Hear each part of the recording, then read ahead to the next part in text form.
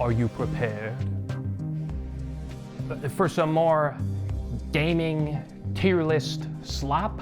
I know I am. However, although this may be unoriginal, I'm actually doing a service to the gaming community. How many of y'all have heard of Steve's Warehouse? You probably haven't. The game is unpopular despite being played by a myriad of popular influencers. There's no discussion, no optimization, no leaderboards, no community for this little Suika Game roguelike. And that's what I'm here to fix. I'm here to get the discussion started with some tier list slop. Today, we're gonna be ranking all of the different families of objects in Steve's Warehouse. Now, you, like a majority of people on planet Earth, probably have not heard of Steve's Warehouse. In fact, chances are you're here for me, which I'm flattered. But there is also a small chance you're a Steve's Warehouse gamer and you know what I'm talking about. Anyways, Steve's Warehouse is a Suika Game roguelike. Now, in most Suika Game or Suika Game ripoffs, you're typically combining fruits. In Steve's Warehouse, you're combining more than just fruits. There's actually a whole host of other families. There's disco balls, there's sports balls, there's floppy disks. Now, of course, things from different families don't combine with each other. They also have different effects. The more families you have, the more, difficult and complex your deck is gonna be, but the more money you're gonna get, and you're gonna want money to buy more objects, because the more objects you combine, the more points you get, and you want to get enough points before the round goal. If you don't reach the target score by the end of the round goal, you're gonna get a real malice. And that's gonna make the bucket fill up fast, so you wanna avoid those. It's pretty simple, to be honest. It's just Suika Game, but with a little more complexity spice added to it. So, without further ado, let's go over our contenders. Smell it, taste it, fruit in a basket. The first family of the game, the first family in any Suika game, is the fruits. And it's no surprise, and of course, there is no better family to have first than the fruits. The fruits are by far the best. There are a few different things that makes fruits so good, okay? First of all, they give you deletions. What is a deletion? It's exactly what it sounds like. Right-click any object on the board, gone, dead. Not even dust, not even atoms left. In a game about trying to not take up space, being able to remove stuff from the space, pretty fucking good. Fruits also have the highest number of perks in the game, and let me tell you why. And they have a deceptive amount of them too. Obviously, there are a number of perks in the game that specifically call for fruits, If you have a fruit, do this. If you have a fruit, do that. However, there are also specific perks that call for deletions. Now, the only way you're ever gonna get a deletion is through fruits. But the goodness of fruits doesn't stop there, okay? I'm like a fucking fruit salesman with the amount of benefits I'm throwing at you. Okay, let me tell you why. Fruits also get eaten by animals. Fruits and another family that we're gonna talk about soon, animals, have an ultimate synergy. Mice eat cherries. Cats eat strawberries. If you have a pet cat, I don't think you're supposed to eat them strawberries. Dogs eat apples. Again, if you have a pet dog, I don't think you're actually supposed to feed them an apple. That'll probably kill them, but in this game, hey, it works. Apples eat ladybugs. I know, the relationship is kind of reversed on this one. Now, the reason this munchy, crunchy food-eating combination is so useful is because it turns off the challenge. You can just stop playing the game. The whole point, the whole challenge of a Suika game is to stack objects as efficiently as possible. And you also want to get as many points as possible. Now, normally, you get points by combining stuff, putting stuff on the board. But what if you could simply just get points for having the thing? Drop a fruit onto the appropriate animal, boom, the fruit fucking disappears. It's gone. There's nowhere to be found. You don't have to worry about placing it intelligently or efficiently. It's just fucking gone, and you get points for it. It's free. It's free real estate. The benefits do not stop coming, right? None of the work, none of the effort, just free points. It's beautiful. Anyways, for that reason, fruits are going into S tier. Since talking about fruits naturally led me to talking about animals, naturally we're going to talk about animals next. Considering I just talked a pretty big game about the fruit-animal synergy, you'd think animals would be pretty great, and I think they are great, but they're animals are Luigi to Fruits Mario. I'm sorry to say it. But they're really just fruit enablers and nothing else. They're there for the synergy, Now, technically speaking, that's not entirely true. There's one perk in the game that lets you play with animals, but without fruits. It like gives you extra points for animals, but turns off their eating ability. So I don't know. I don't think that's a particularly great perk or anything. But the one thing they do is like really, really good. You know, I talked a big game about the synergy, but because that's all I got going for them, I'm gonna have to put them a step down in A tier, not quite S, since you know they're kind of the podium that's holding up the fruits. You know, it's yeah. I mean that's kind of all I really have to say about animals. All right, next family. One other thing that Steve's Warehouse brings to the Suika formula is a family that does not combine. How is this possible? You ask. How could it be? Now, storage. I'm gonna need a lot more storage. Like, well, maybe I shouldn't say it doesn't combine. It does technically combine, but in a very roundabout way. How it works is that if a certain number of the same tier of storage exists anywhere upon the board, they will all disappear and give you a bunch of points, and then somewhere randomly spawn the next tier ups. How does a non-traditional family of Suika object combiners work? How does that function? The answer is quite simple. Storage is supplemental. They don't give you quite as many points as some of the other stuff. However, they have a lot of unique advantages. The first one is that you can play stuff knowing it's not going to be permanent, right? So instead of having to worry about where to set up combos, you can instead think about, okay, where is this most useful? Think of it like support structure, you know? So although it doesn't give you a lot of points, it provides lots and lots of utility, which is why I think storage is going in A tier. All right, up next, we got Celestials. Space! Anyways, this is our first downside family. How Celestials work is that each tier of celestial body provides a different, unique downside. When two asteroids combine into a moon, a few asteroids will spawn at random locations in the bucket. The question is, why would you want to deal with any of these downsides? And the answer is quite simple. Combining Celestials gives them more points than combining fruits or animals. These families simply give more points. And points are everything, baby. The downsides are generally pretty manageable. As I've said before, the creation of asteroids, you know, it's annoying, it's inconsequential, and on Canyon, it's a death sentence if you have them like round one.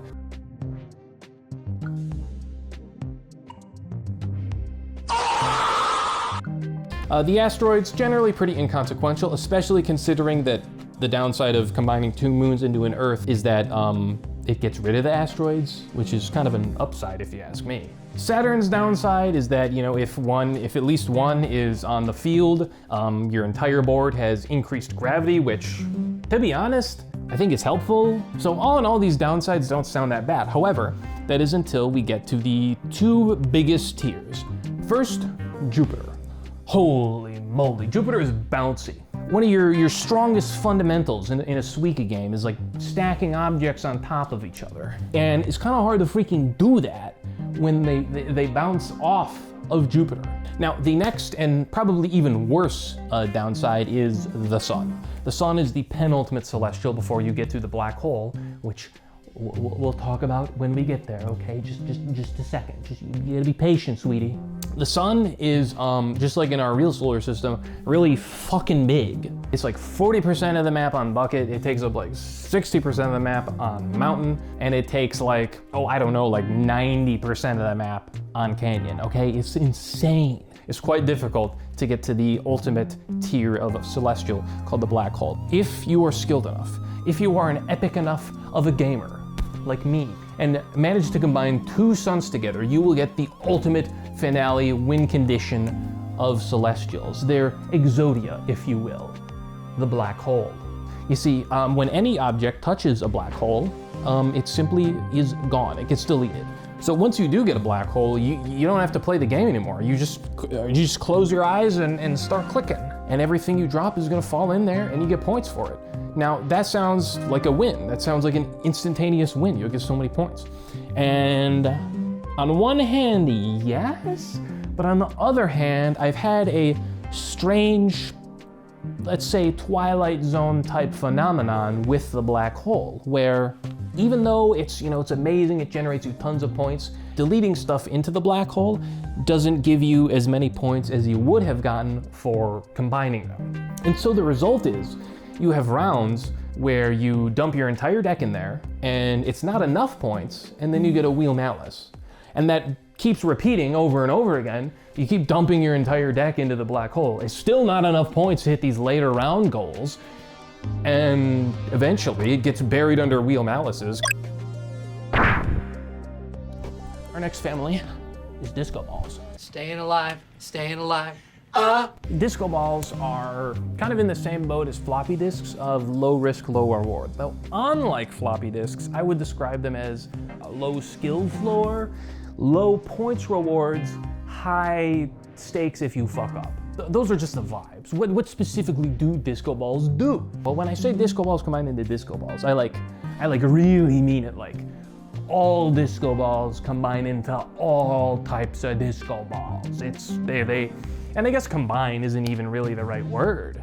It's more so disco balls get eaten by other disco balls. Because that's how fruits and animals work. So when any family of disco ball touches any other member of the disco ball family, one of them will disappear, and then you get points. And that's it. They don't get any bigger, they actually get smaller. Does that make sense? Now, this sounds amazing because just like with the black hole, you can click, click, click, click, click, and not have to think. You see a disco ball, drop it into the disco ball, you get free points. You didn't have to sacrifice any space. You just got free points. And that's true, that is the advantage of disco balls. However, if you do place a disco ball and it doesn't combine into another disco ball, that disco ball is simply there permanently. It's there forever. Unless you've got a deletion, it's gonna sit there till the end of freaking time. Now, what this means is typically you want to have one disco ball on the board and then all disco balls go into that one disco balls. Take a shot every time I say disco ball, you're gonna die of fucking alcohol poisoning. So the mission is simple. Just have all disco balls combine into the one that you placed. Now the problem is, you're not perfect. The problem is you're not gonna play perfectly. You will eventually, the pile of junk that is playing a Suika game will eventually rise, right? So your disco ball will eventually get buried under a pile of rubble. And when it does that, other disco balls won't be able to touch it because there'll be cherries and moons and floppy disks on top of it. And so when that happens, you have created permanent deadweight. What do? You gotta create a new disco ball somewhere. That's your new go-to disco ball that everything's gonna combine into. But guess what? Maybe that one could get buried under the rubble too. So that's what I mean when I say they're low risk, low reward, high stakes. Yeah, you just keep getting free points for no effort up until eventually your pile gets too big, it gets buried, and you pay the price. And you have that dead weight in your bucket. So because of this, I kind of have mixed feelings on them, because obviously we always love free no effort points. However, when they become deadweight, that's pretty bad. Their perks are also kind of not great. There's only one that I think is worth, and that's the one that makes disco balls free. I mean, that's a pretty good deal, right? Because, coins turn into objects, objects combine to turn into points, so having free objects means just free points. It also makes rerolls cheaper, which is again amazing. Every other disco ball perk kind of sucks in comparison. There's one that spawns disco balls at random locations.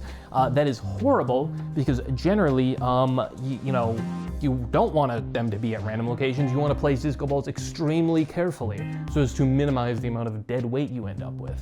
You want them all filtered into one. So that's not a great perk. I don't think there's any other standout ones. There's the standout one that was so horrible I had to mention it, and the standout good one that's so good I had to mention it. One last thing I want to mention about disco balls. They are great at filling your holes, specifically your canyon hole. I'm talking about my personal vendetta against this one map canyon. When I first played it, I was like, oh my God, this is freaking impossible. How do I deal with this hole? Eventually stuff's gonna pile up towards the middle and fall into the hole. The answer is extremely simple.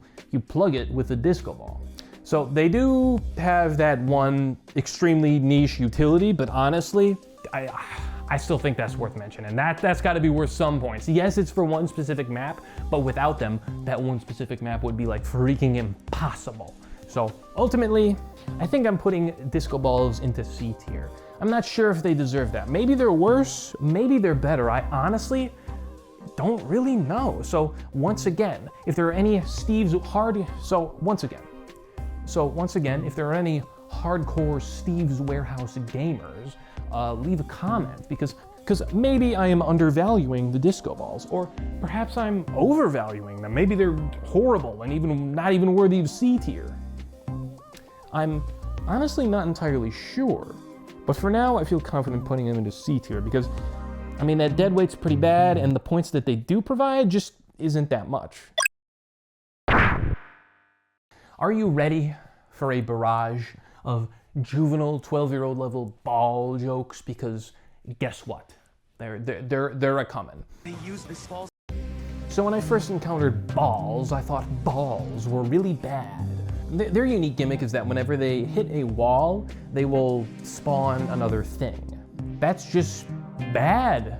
It's just gonna fill your box with extra clutter. That wasn't bad enough. They spawn different stuff from different families. When a golf ball hits a wall, it spawns a ladybug. But when a billiards ball hits the wall, I believe it spawns a mouse.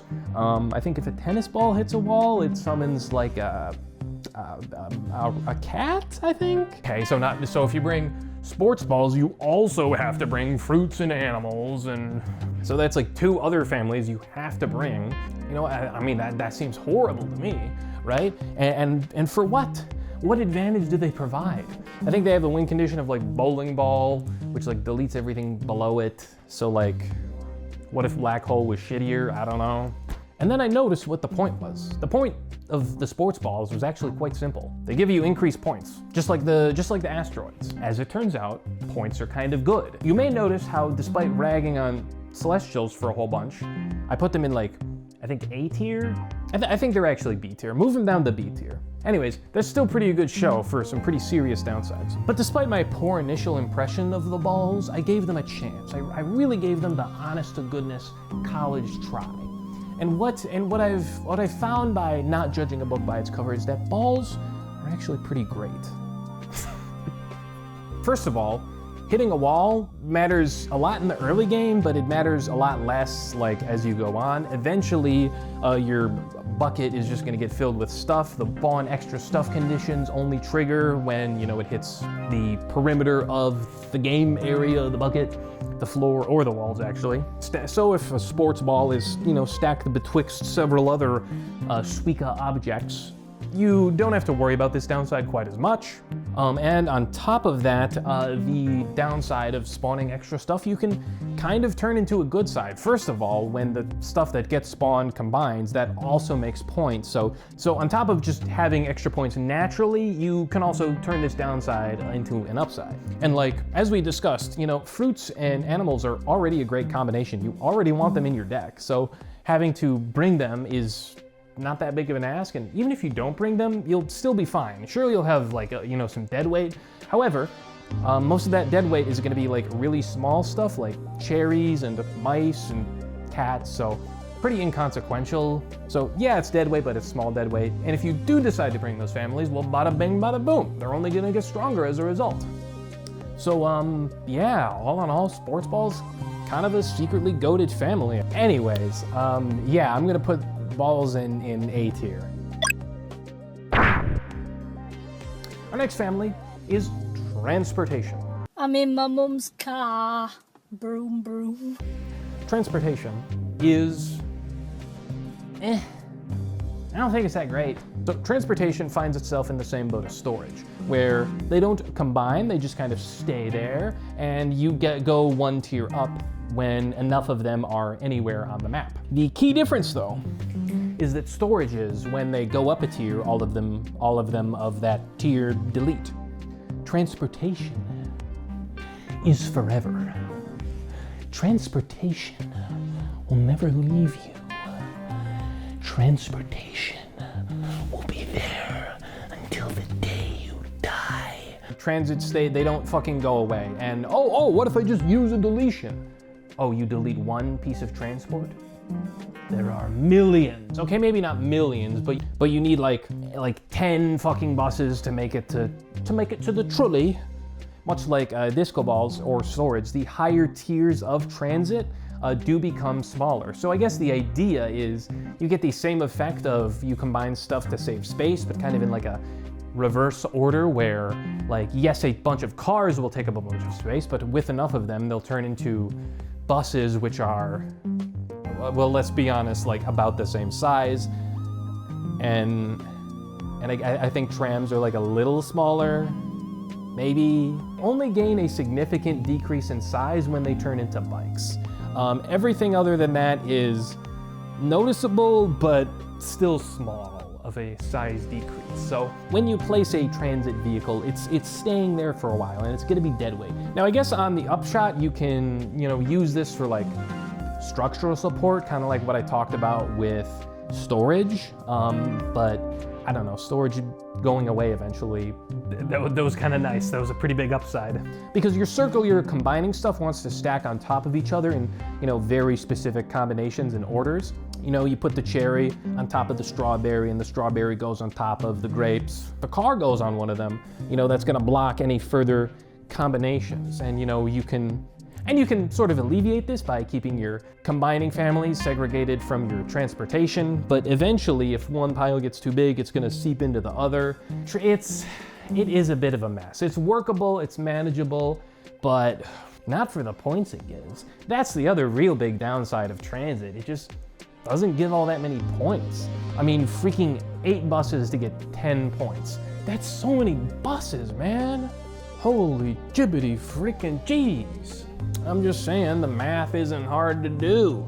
Now, the upside of transit is that they have a win condition sort of similar to Celestials, where if you do manage to make it to the highest tier of transit, you're given a special reward. So the ultimate form of transportation is the bullet train, just like in real life. Anyways, so, okay, what's the big deal with train stations? So I believe it finally deletes all of your transit, or at least all of the transit needed to create it. So I guess I kind of lied when I said transit was permanent. You just have to make it to the highest tier. Now, the big thing about Bullet Train is that the first time it gets created, the arena just gets permanently bigger. And that's huge. That, not to be trifled with. I mean, that's making the entire arena bigger. Obviously, that's good. You lose when you don't have enough space to put stuff. So having more space to put stuff is good. It's more space is good in the game about spacing stuff. Am I crazy here? Like, it's transit, even with this, great upside, it's pretty easy to get negated by the bullet train's secret, special, hidden downside. And that is that it is one big, long line. Now, it's a thin line, so it is technically a big object. But I mean, it's a thin object, so, it just lies flat kind of on the bottom of the arena. Sure, yeah, kind of. Yes, you can find yourself in a scenario where the train nicely and neatly puts itself down at a nice flat surface parallel to the ground, and everyone's happy in the world. But depending on the map you're playing on, the train can also act as a nice little door, or like, a ceiling, a roof, a barrier to block off potential space. Editing James, please provide a visual example, but so even though it makes the arena bigger, this benefit may cancel itself out when the train inevitably blocks off a big chunk of the arena. So I'm putting transportation into D tier for its lack of points, permanence on the board, and the big benefit that its win condition ultimate form brings can be negated by itself. I mean, I guess you could delete the train with one of your deletions, which would let you keep the bigger arena without having the blockage that is the subway train itself, which, I mean, again, just goes to show you how great fruits are. And our final family of the video is strange letters. We just got a letter. Now, calling these things letters, whoever made the strange letters must be illiterate, because these are not letters. Tell me, dear viewer, what do you think this square object is? Huh? What letter is that? What letter is this supposed to be? Oh, it's a square. Yeah, it's a square. I know it's a square. I know that none of the alphabet is a fucking square, but what letter is this supposed to be? Yeah, the answer is O. Does this look like a fucking O to you? It's a square. O's are circle. Unbelievable. Fucking believable. I guess they just wanted a copyright-free way of saying Tetris blocks.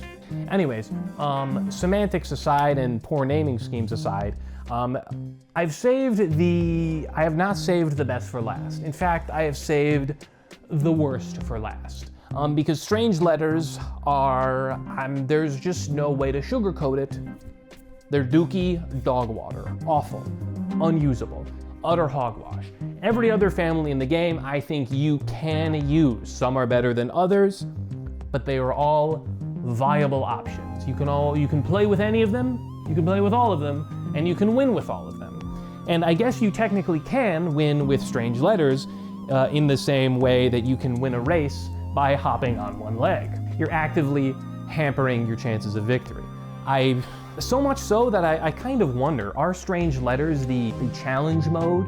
Strange letters supposed to be like the secret hard mode? I think that if you pick strange letters, you're actively throwing, or like trying to make the game harder for yourself. You're doing some kind of challenge run maybe. So you might be thinking, Mr. Nerdpeel, what's so horrible about these letters? The answer is that they rotate. Now, on paper, this sounds fantastical, because one of the big problems in your Steve warehouse that you're gonna run into is that stuff gets stuck. You have piles of dead weight and rubble from all of the mistakes you made. Now, hypothetically, a rotating letter could it could dig up some of this rubble, right? Because if it's moving around, it's gonna push other objects out of the way. It could push stuff that's stuck into other stuff, maybe get it unstuck, push stuff into stuff. What if a rotating letter could push one into the other? Oh, wouldn't that be amazing? The answer is no, because this is all hypothetical.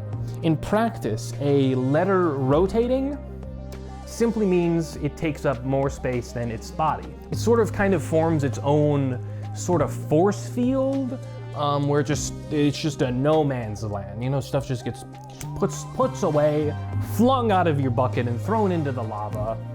It's hard for me to put it into words, but I mean, just look at these things in action. They're horrible, they're awful, but they do have a win condition. Oh baby, if you manage to combine to the highest tier of letter, you get another ultimate family master form, or I don't know, I should probably have a name for these tier 7 objects, but for strange letters, it's the I block. Ooh, what does it do? Well, whenever you make it to the highest tier of letter, it'll automatically spawn outside of the arena. It will also simply defy gravity. It is immovable. It's also very bouncy. The idea with the I block is that it is a safety net. If something happens to fly out of your arena or overfill, hopefully, ideally, it lands on top of the bouncy I block and bounces back into the arena. To give the strange letters credit, this has happened before. I've used the letters, I've gotten the I block, and have been saved lives by stray objects bouncing off of the block and landing back into the arena. But you know what else happens? The I block is rotated the wrong way. When the thing hits it, it bounces away into the lava. Also, a lot of stuff gets flung out of the bucket because of the rotation of strange letters. So the I block is solving a problem that the strange letters created in the first place. It's cleaning up its own mess. Congratulations. Anyways, yeah, that's it. You should subscribe in case I make another video. I don't know if I will, but that's exactly why you should subscribe, so that if it does happen, it's like a nice surprise.